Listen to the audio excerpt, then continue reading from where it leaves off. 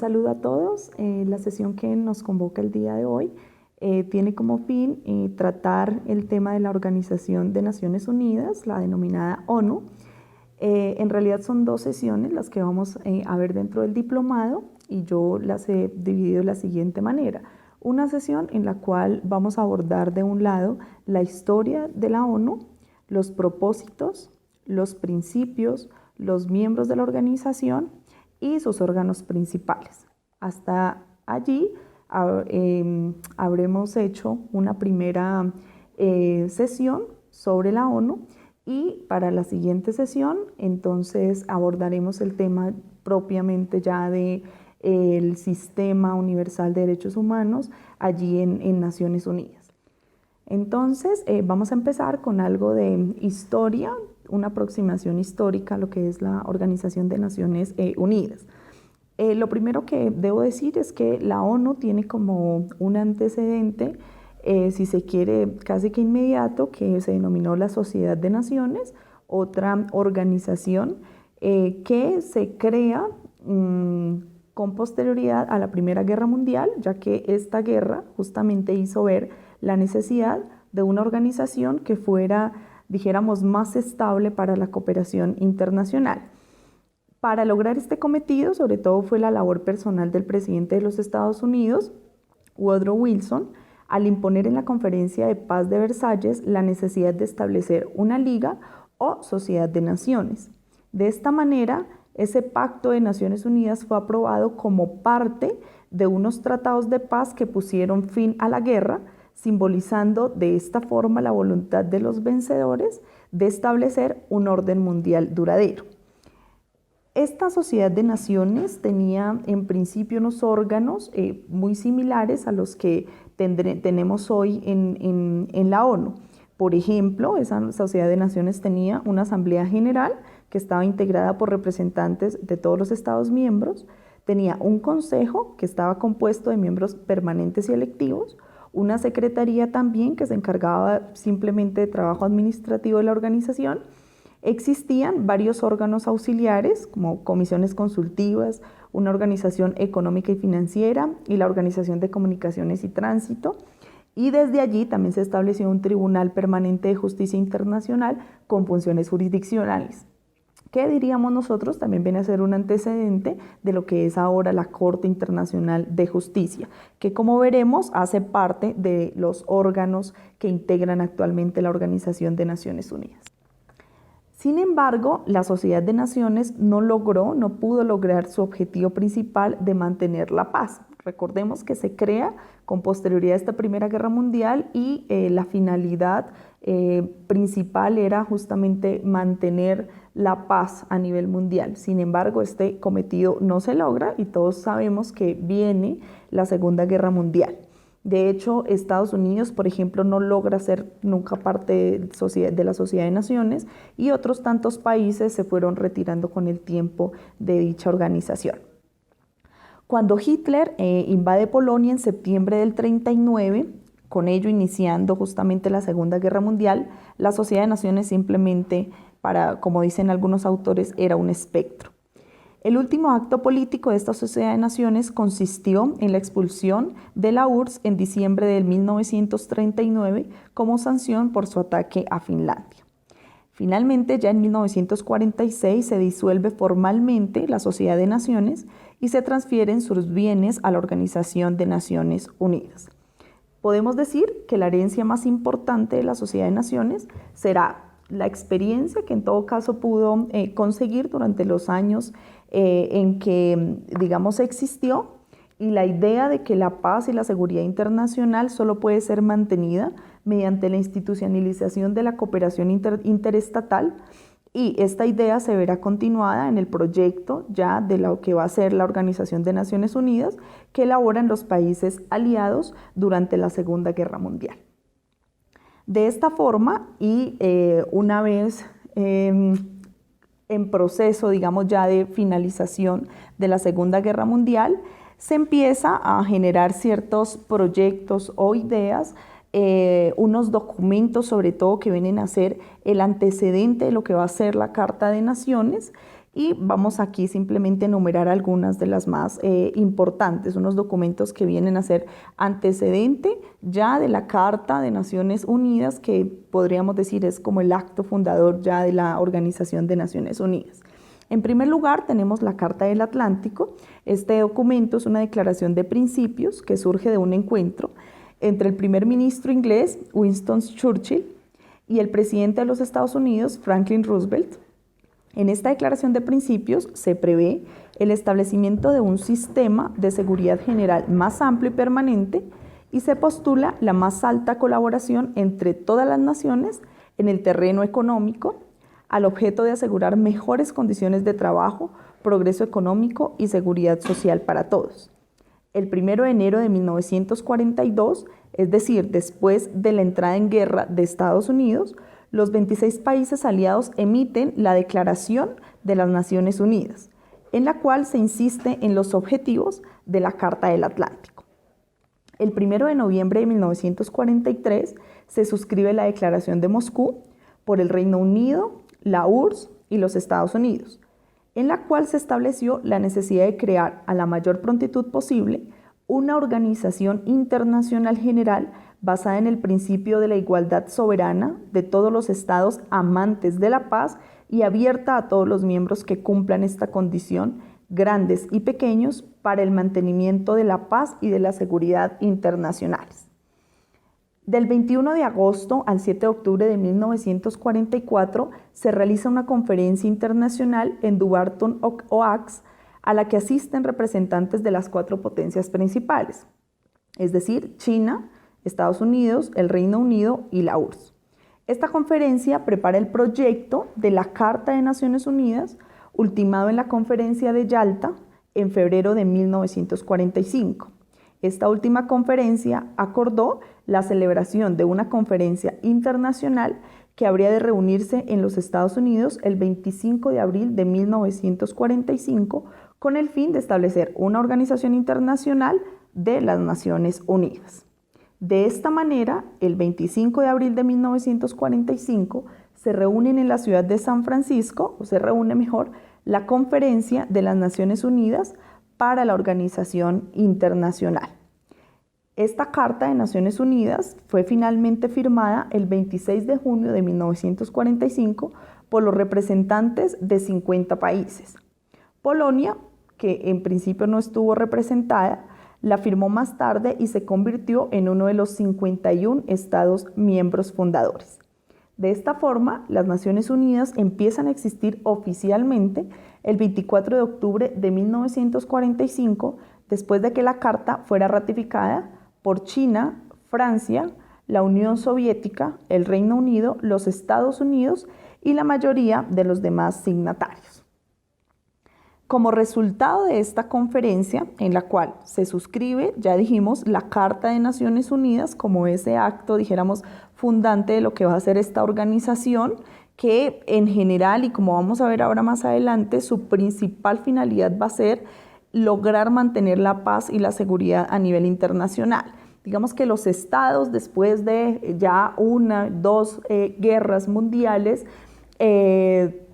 insisten y toman, digamos, conciencia en la necesidad de crear una organización de carácter internacional de tal suerte que su cometido sea, o su principal cometido sea, evitar de todas formas volver a una tercera guerra o evitar en general los diferentes conflictos a nivel mundial.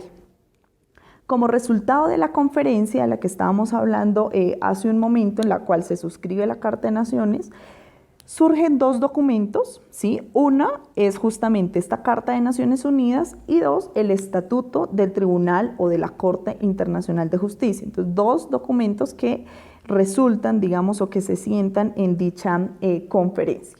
Vamos a abordar ahora cada uno de estos instrumentos. En primer lugar, la Carta de la ONU, la Carta de Naciones Unidas, que es el instrumento constitutivo de la organización que establece los derechos y las obligaciones de los Estados miembros y el establecimiento de los órganos y procedimientos de las Naciones Unidas.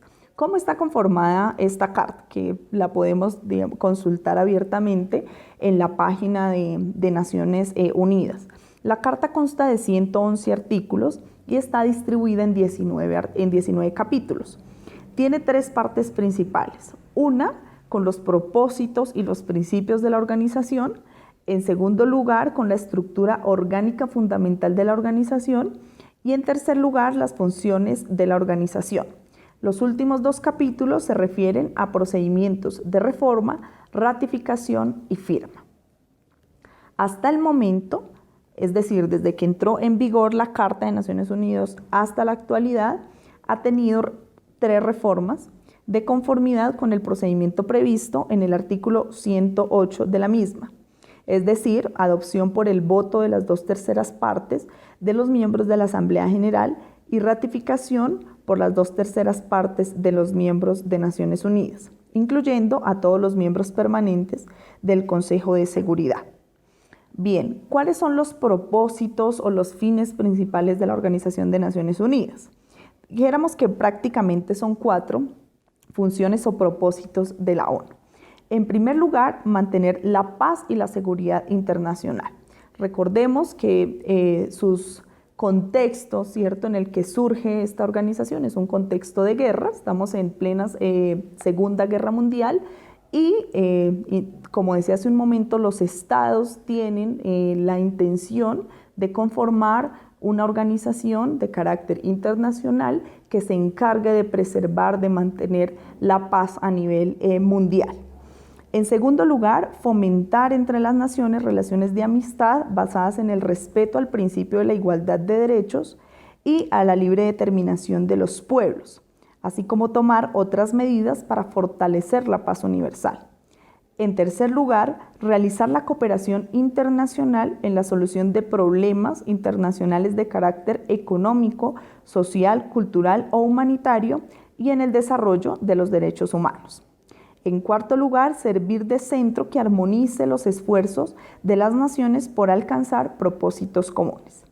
De esta manera, el objetivo principal entonces de la ONU va a ser el mantenimiento de la paz y de la seguridad internacional.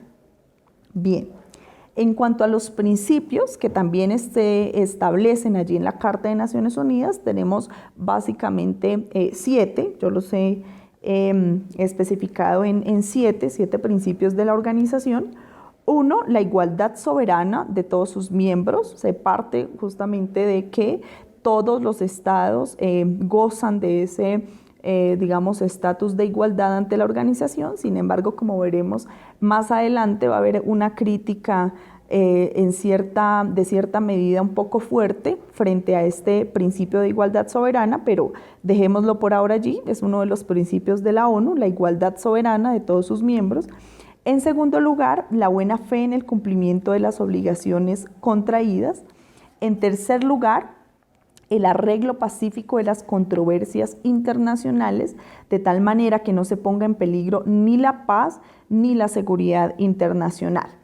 En cuarto lugar, como cuarto principio de la organización, tenemos la abstención de recurrir a la amenaza o al uso de la fuerza contra la integridad territorial o la independencia política de cualquier Estado.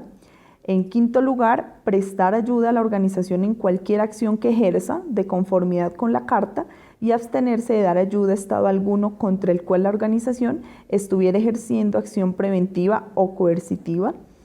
Como sexto principio, tenemos que la organización hará que los estados que no son miembros de las Naciones Unidas se conduzcan de acuerdo con estos principios en la medida en que sea necesaria para mantener la paz y la seguridad internacional.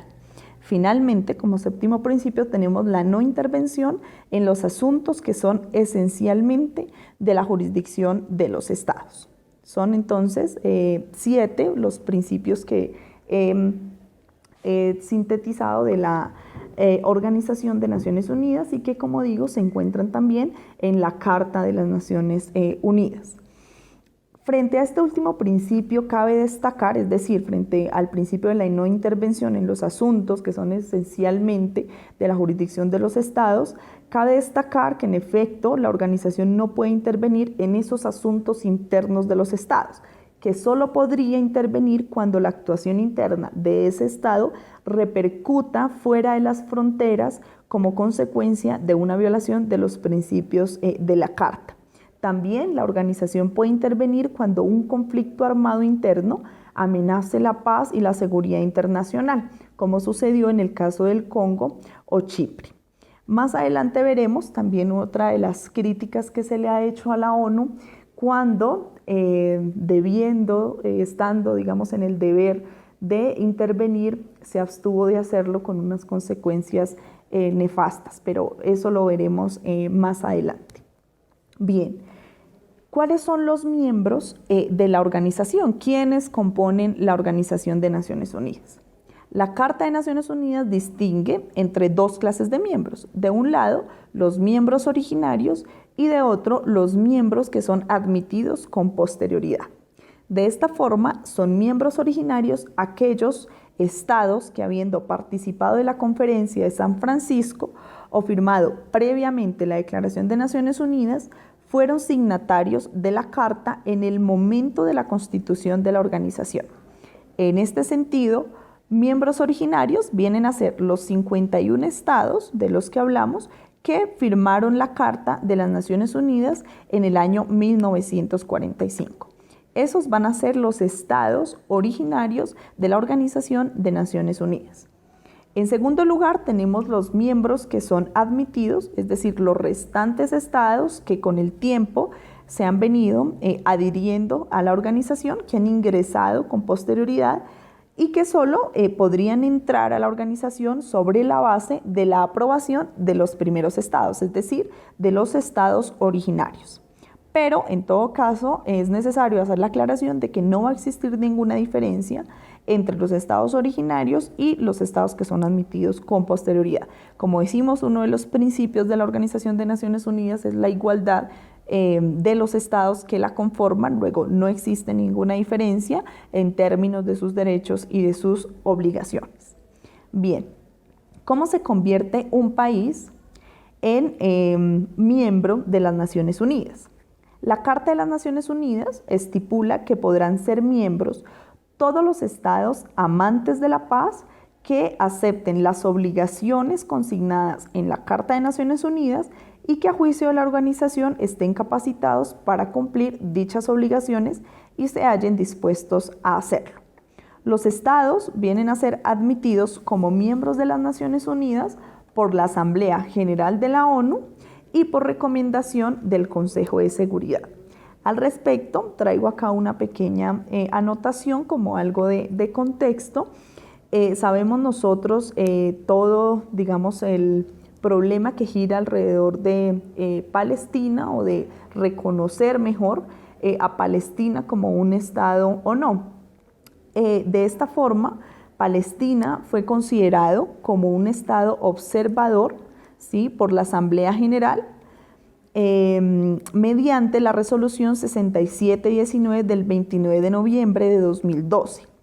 Esto fue un logro, digamos, importante para Palestina. Sin embargo, es necesario aclarar que esta resolución que acepta a Palestina como Estado observador no implica el reconocimiento de Palestina como miembro pleno de la organización, pues para ello se necesita la aprobación del Consejo de Seguridad de Naciones Unidas, en el cual Estados Unidos es miembro permanente del Consejo de Seguridad y él pues se va a oponer al reconocimiento de Palestina como un Estado, como todos, digamos, los demás. Será algo que el tiempo irá a decir cómo termina de resolverse este problema entre Israel y Palestina, pero por ahora quería traerlo solamente como ejemplo en que Palestina ha sido reconocido por la Asamblea General de la ONU como Estado observador.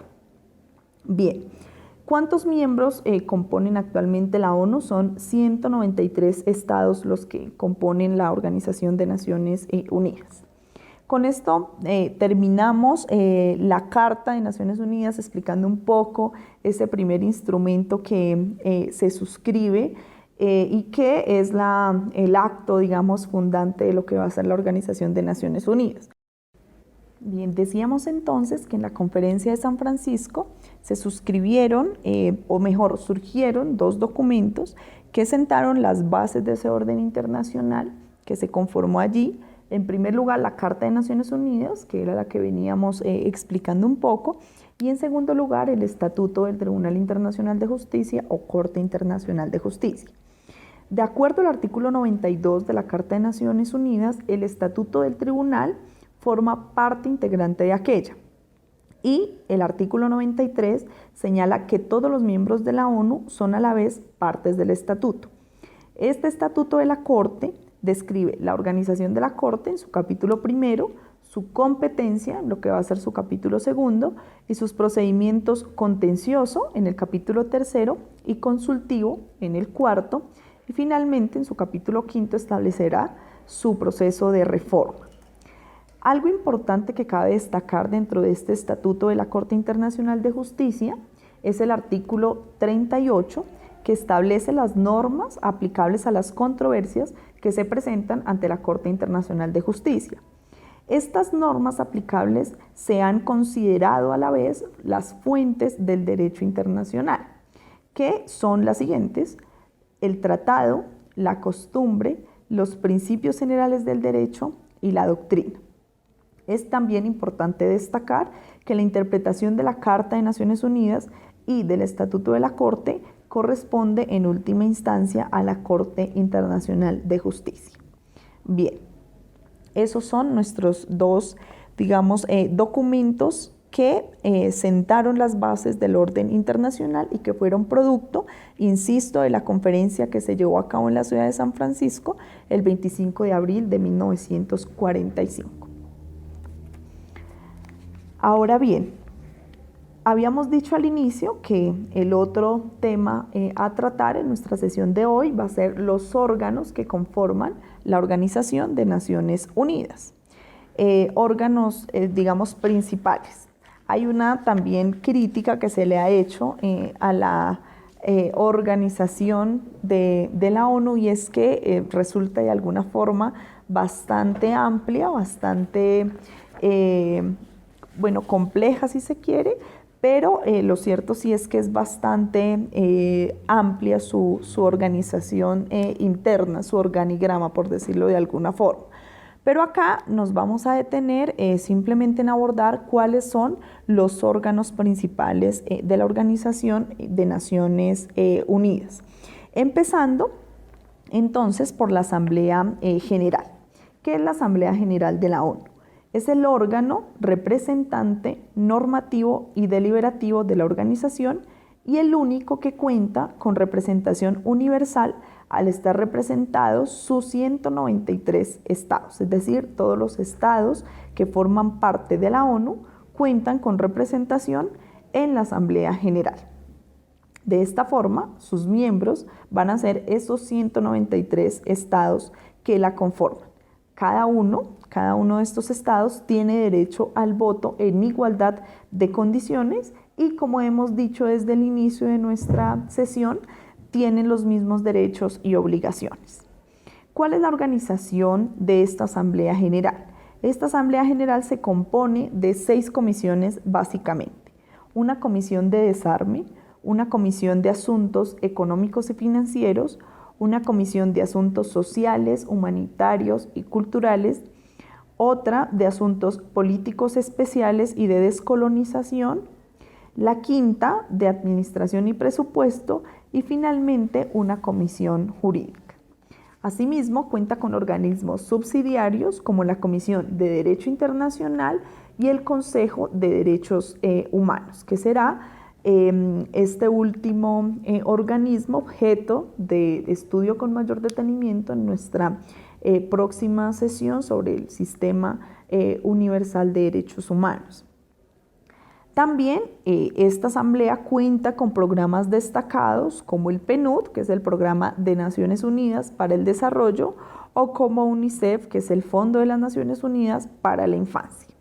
Bien, ¿cuál es el mandato, sí, o cuáles son las funciones que desempeña esta Asamblea General? Como órgano deliberante que es de las Naciones Unidas, la Asamblea General es un espacio para la discusión de los problemas más importantes de la política internacional.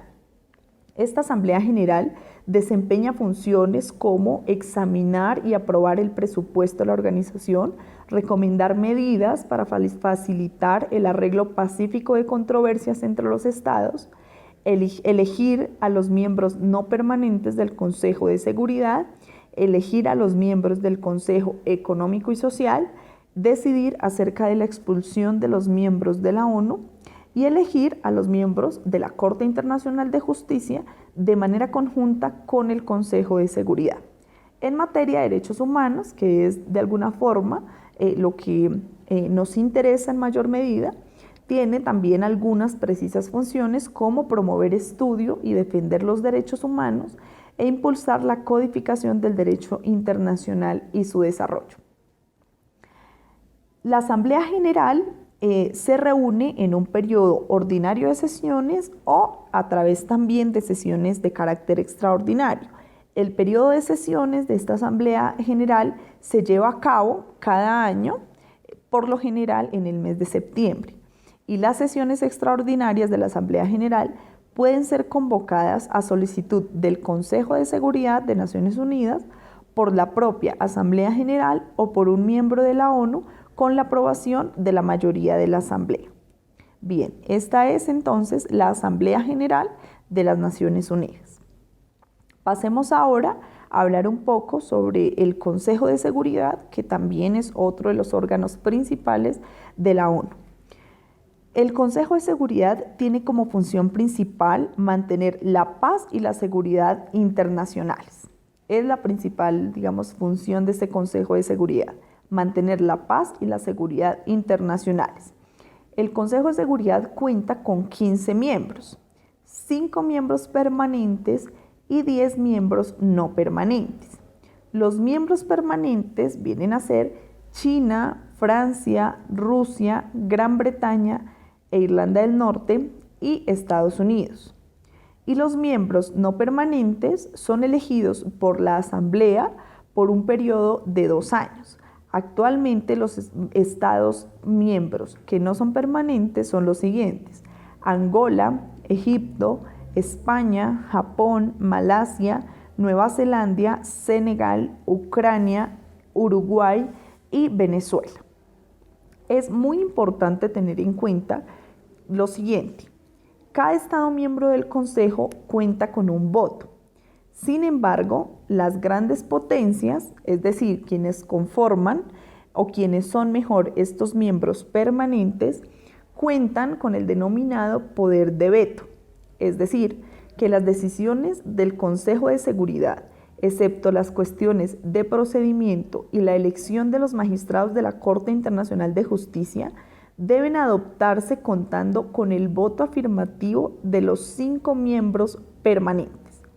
Si uno de ellos no está de acuerdo en determinada decisión, sencillamente esta no podrá adoptarse.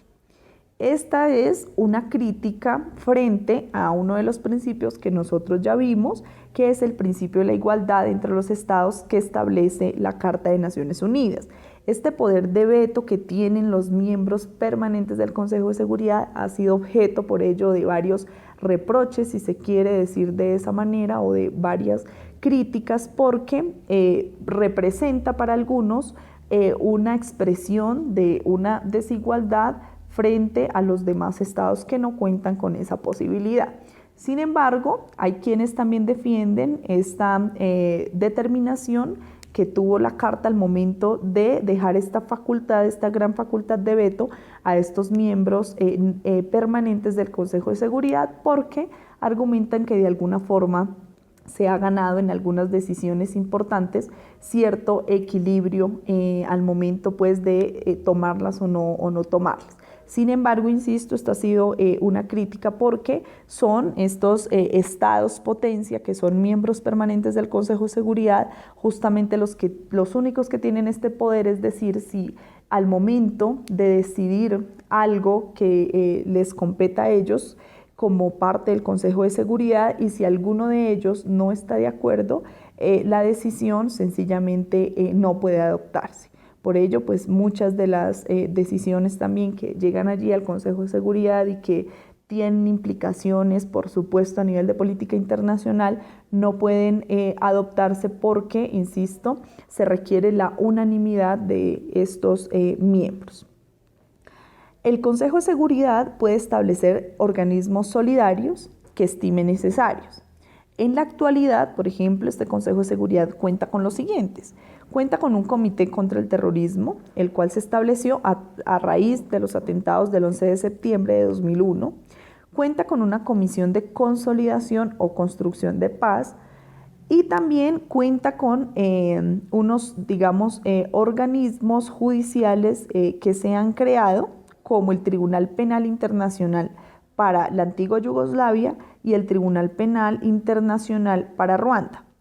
Estos tribunales, si bien son dependientes de la Organización de Naciones Unidas en aspectos administrativos y financieros, son independientes en sus funciones judiciales respecto de cualquier Estado e inclusive del propio Consejo de Seguridad.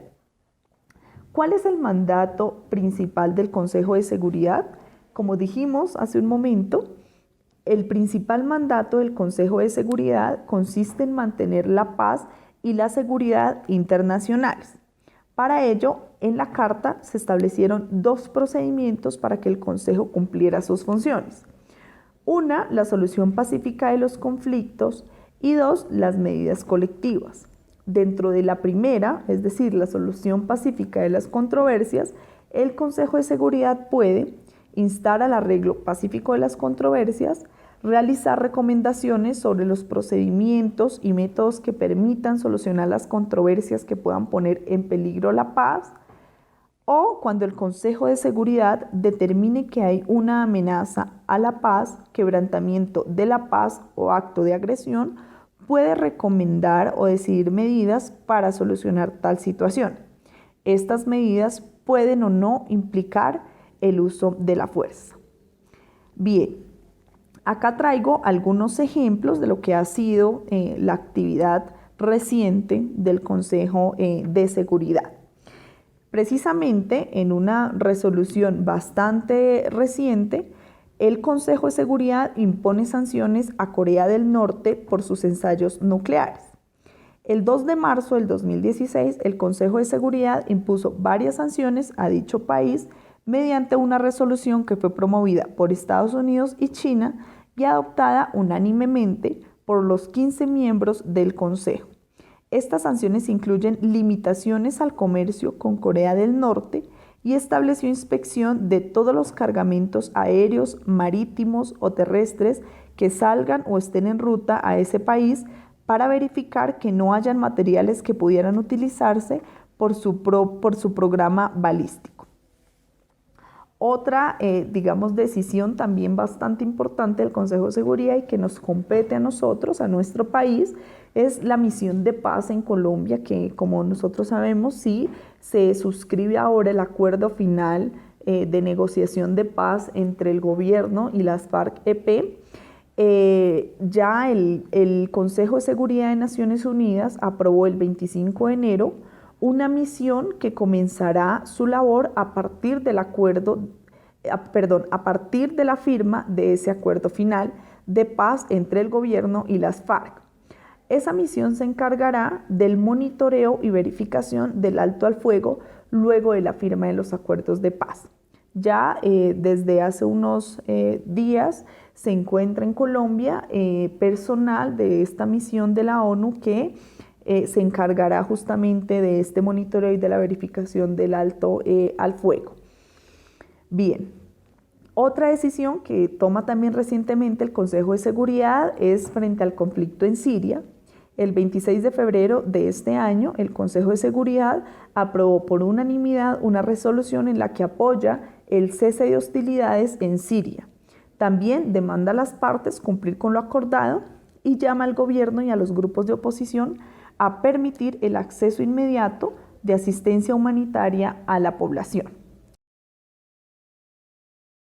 Les decía hace un momento que a la ONU, entre otras pues de las críticas que ha recibido, hay una que en particular me parece bastante importante, y es frente a lo que algunos han denominado su fracaso en Ruanda, es decir, su fracaso frente a no haber intervenido cuando era oportuno, cuando las circunstancias lo reclamaban oportuno, para evitar el genocidio que finalmente ocurrió en Ruanda.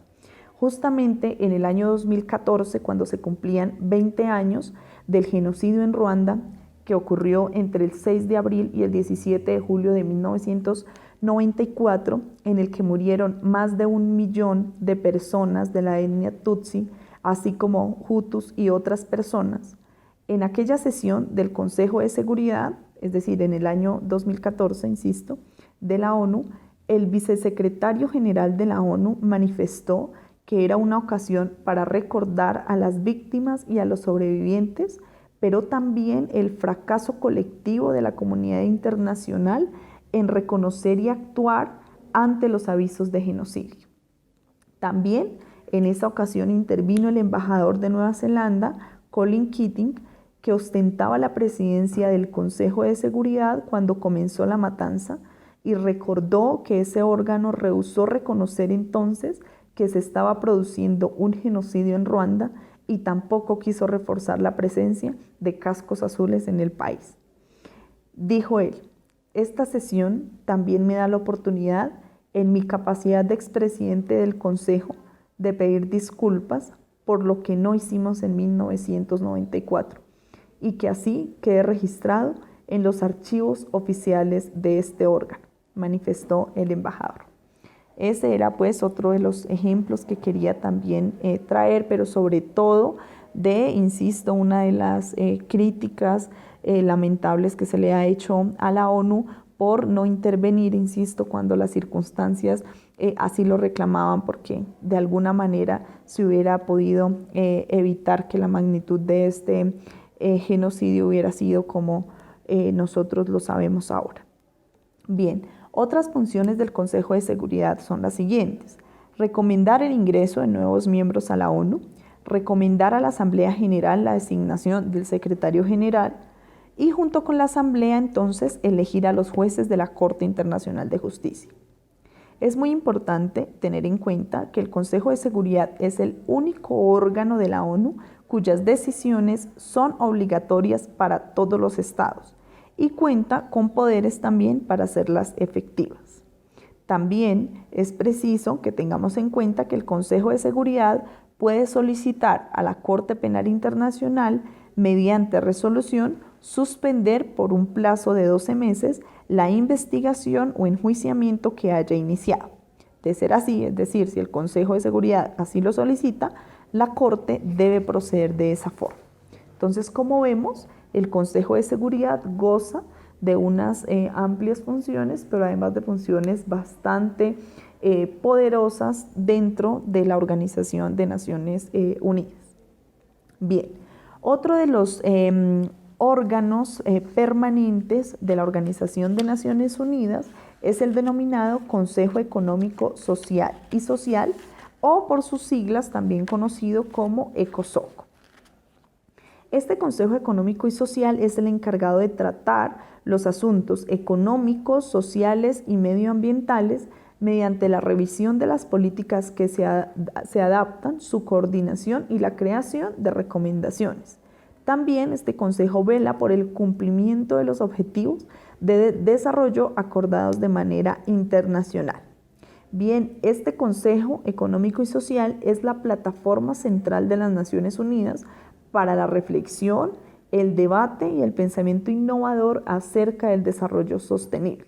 Al respecto, es importante tener en cuenta que justamente el año anterior se suscriben los objetivos de desarrollo sostenible que deberán ser cumplidos a 2030. Son estos objetivos o la Agenda 2030, para que ustedes también, si les parece, pueden consultarlo. En internet se encuentran objetivos del desarrollo sostenible al 2030. De hecho, será el ECOSOC, o el Consejo Económico y Social, el que conducirá el seguimiento y la revisión de la Agenda 2030, así como su financiación a nivel mundial. Este Consejo Económico y Social está conformado por 54 miembros elegidos por la Asamblea General para un periodo de 3 años. Ese es entonces otro de los órganos principales de la ONU. Ahora vamos a tocar el tema de la Secretaría, que es precisamente otro también de los órganos de la ONU y que reviste también de una significativa importancia. Esta Secretaría está encabezada por el secretario general, que el actual es Ban Ki-moon, y para algunos autores la existencia de este órgano, es decir, de la Secretaría, hace, o mejor, le da permanencia y materialidad a la organización. La Secretaría es la que proporciona todo el personal que trabaja para cumplir lo estipulado tanto por la Asamblea General como por los otros órganos principales. Una de las funciones vitales que desempeña el secretario general es la utilización de sus buenos oficios, es decir, la adopción de medidas en público o en privado basadas en su independencia, imparcialidad o integridad, para evitar que surjan o se aumenten o se extiendan controversias internacionales. El secretario general es el más alto funcionario administrativo de la organización y es elegido por la Asamblea a recomendación del Consejo de Seguridad. El artículo 99 de la Carta de Naciones Unidas lo faculta para llamar la atención al Consejo de Seguridad hacia cualquier asunto que en su opinión pueda poner en peligro el mantenimiento de la paz y la seguridad internacional. Justamente el 31 de marzo de este año, es decir, muy reciente, el secretario general de la ONU, Ban Ki-moon, frente al anuncio del diálogo que hiciera el gobierno y el ELN, consideró que se trataba de un paso muy importante. Asimismo, consideró que en un momento en el que las conversaciones de paz entre el gobierno de Colombia y las Fuerzas Armadas Revolucionarias de Colombia, Ejército del Pueblo, FARC-EP, han entrado en su etapa final, este nuevo anuncio, es decir, el anuncio que hicieron gobierno y ELN, resultaba un paso importante que refuerza las esperanzas del pueblo de Colombia por una paz duradera. Así se expresó el secretario general de la ONU, Ban Ki-moon, con relación al anuncio reciente que hiciera el gobierno y el ELN de iniciar sus conversaciones públicas. Bien, ahora pasamos a describir algunos aspectos relevantes de la Corte Internacional de Justicia, que también es otro de los órganos principales de Naciones Unidas. En efecto, la Corte Internacional de Justicia es el principal órgano judicial de Naciones Unidas. Su competencia se suscribe a todos los litigios que las partes le sometan y a todos los asuntos previstos en la Carta de Naciones Unidas o en los tratados y convenciones vigentes. Es importante tener en cuenta que la Corte Internacional de Justicia no tiene una competencia específica frente a temas de derechos humanos. Sin embargo, algunos convenios internacionales le han otorgado competencia frente a la interpretación y aplicación de las disposiciones de derechos humanos. Por ejemplo, la Convención para la Prevención y Sanción del Delito de Genocidio o la Convención contra la Tortura y otros tratos o penas crueles, inhumanos o degradantes. Ahora bien, la Corte Internacional de Justicia tiene básicamente dos funciones. Una función de carácter contenciosa y otra función de carácter consultivo. Ahora bien, dentro de su función consultiva tenemos que la Corte Internacional es un órgano consultivo de Naciones Unidas al que, por ejemplo, la Asamblea General o el Consejo de Seguridad pueden solicitar opiniones o dictámenes sobre asuntos jurídicos.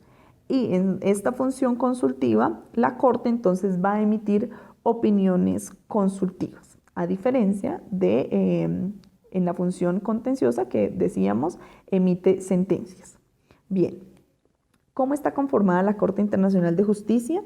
Está conformada por 15 jueces que son elegidos por la Asamblea General y el Consejo de Seguridad para un periodo de 9 años con posibilidad de reelección.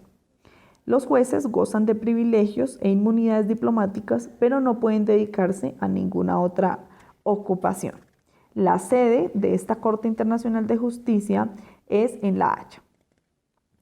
Dentro de este órgano es importante entonces traer a colación un ejemplo bastante representativo para nosotros, como ha sido el fallo del 2012, el fallo que emite la Corte Internacional de Justicia frente a la delimitación marítima entre Colombia y Nicaragua.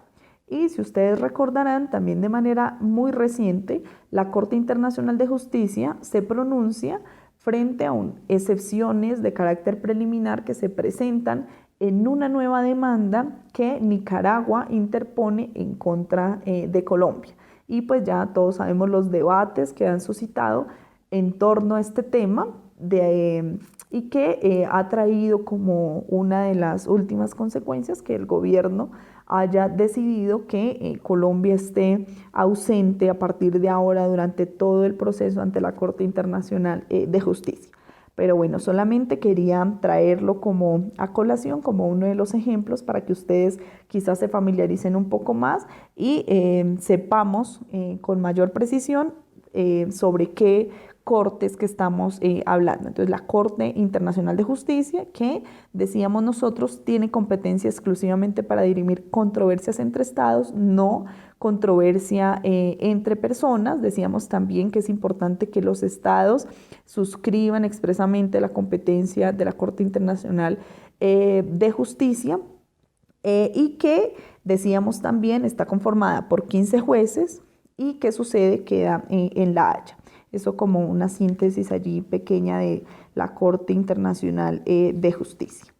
Y para finalizar con los órganos principales de la Organización de Naciones Unidas, tenemos al Consejo de Administración Fiduciaria.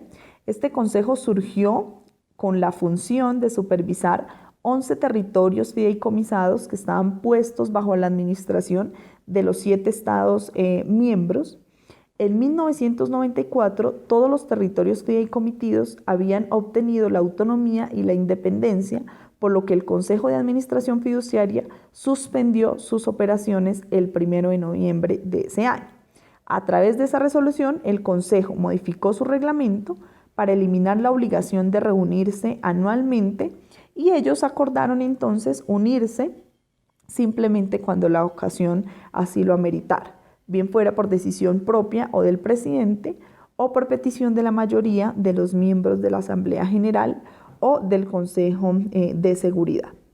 De conformidad con la Carta de Naciones Unidas, ese Consejo de Administración Fiduciaria está autorizado a examinar y debatir los informes presentados por la autoridad administradora respecto del adelanto político, económico, social y educativo de la población de los territorios que estaban en fideicomiso y en consulta con la autoridad administradora, a examinar peticiones provenientes de los territorios en fideicomiso y a realizar visitas periódicas y otras misiones especiales a esos territorios. Esa era como la función que gozaba este Consejo de Administración Fiduciaria, pero cuyas funciones actualmente están suspendidas porque esos 11 territorios que estaban puestos bajo la administración de los 7 estados miembros del Consejo de Seguridad, finalmente obtuvieron bien fuera su autonomía o su independencia, o hubo otros que se adhirieron a estados, dijéramos, más grandes. Entonces, hasta que la ocasión no lo amerite, pues este Consejo de Administración Fiduciaria pues no vuelve a reunirse. Bien, con eso terminamos entonces nuestra sesión frente a las generalidades de la Organización de Naciones Unidas, lo que ha sido su historia, lo que son sus fines principales, los principios bajo los cuales actúa, los órganos principales que la componen. Cada órgano se compone a su vez de varios subgrupos, pero como decía al inicio, su conformación es bastante extensa. Si quieren, en la página también de Naciones Unidas se encuentra allí un organigrama que es bastante ilustrativo. Lo que pasa es que acá por temas de tiempo y de espacio no lo podía yo diagramar, pero se encuentra un organigrama más o menos así, en el cual está explicado muy bien cada órgano, también principal de Naciones Unidas, y los diferentes órganos subsidiarios, comisiones y otros órganos que hacen parte de Naciones Unidas. Con esto entonces terminamos nuestra primera sesión frente a la Organización de Naciones Unidas, y para la siguiente entonces ya nos centraremos específicamente en abordar el sistema universal de derechos humanos allí al interior de la ONU. Muchas gracias.